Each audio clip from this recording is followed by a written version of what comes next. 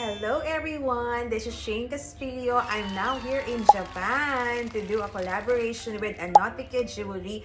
Of course, inyong iaabangan yan kasi po sila po yung na-interview namin the last time sa Net25 Radyo Aguila. Of course, together with Mayumi-san, Rayama-san, and of course, Miss Lenny Aguilar. Abangan niyo po yan. Tune in po tayo lagi on the page Anotike Jewelry. I-follow niyo po ang kanilang Facebook page, Instagram page. Madalas po tayong magla-live dyan. Of course, kasama niyo po ang inyong radio anchor ng Net25 Radyo Aguila. Inyong lingkod, Shane Castillo.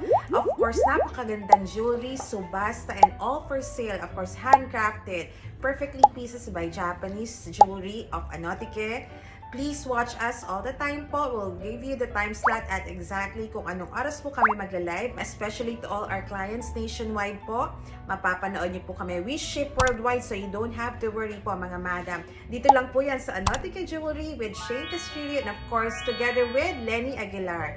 Thank you so much guys!